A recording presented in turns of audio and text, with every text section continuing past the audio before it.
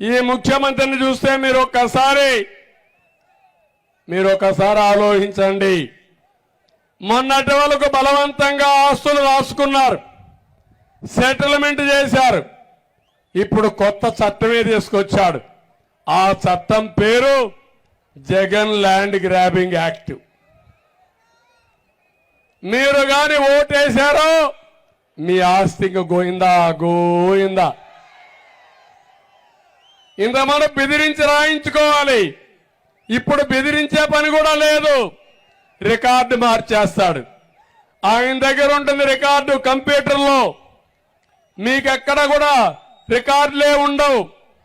మీకు ఈరోజు పట్టాదారు పాస పుస్తకం ఉండాలి లేదా అని అడుగుతున్నా.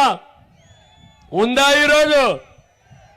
మీ భూమి ఎవరిచ్చారని నేను అడుగుతున్నా. మీకు అది మీ తాత ఇచ్చాడా, మీ ముత్తాత ఇచ్చాడా, మీ నాన్న ఇచ్చాడా? ఒకసారి ఆలోచించుకోండి. కానీ మీ భూమి పైన సైకో ఫోటో. వాళ్ళ నాన్న ఇచ్చాడా భూమి? వాళ్ళ తాత ఇచ్చాడా భూమి? మీ భూమి పైన ఈయన పెత్తనం ఏంటని అడుగుతున్నా నేను మిమ్మల్ని అందరినీ. రేపటి నుంచి మీ భూమి మీది కాదు, మనం అందరం బానిసలం. ఆయన ఏం చెప్తే, ఆయన ఎవడికి రాసిస్తే వాడికే భూమి అయిపోతుంది. మనం ఆయన దగ్గర బానిసల వారిగా బతికే పరిస్థితి వస్తుంది. ఇప్పటికీ అలాంటివి జరుగుతున్నాయి.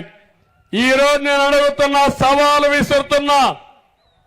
ఏదైతే చట్టం మేము రూపొందించాం అమలు చేయాలి అంటున్నారు. ఎందుకు రూపొందించారో సమాధానం చెప్పమని అడుగుతున్నా. మేము ఈ చట్టాన్ని రద్దు చేయమన్నాం. రద్దు చేస్తారా లేదా అని అడుగుతున్నా. మీరు రద్దు చేయకపోతే నేను వస్తానే మొదటి సంతకం డిఎస్సి పైన పెడతా, రెండో సంతకం జగన్ ల్యాండ్ గ్రాబింగ్ చట్టాన్ని రద్దు చేస్తారని మీ అందరికీ హామీ ఇస్తున్నా.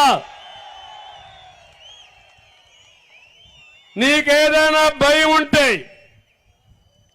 ప్రజలపైన విశ్వాసం ఉంటే నీ ల్యాండ్ గ్రాబింగ్ చట్టాన్ని రద్దు చేయి.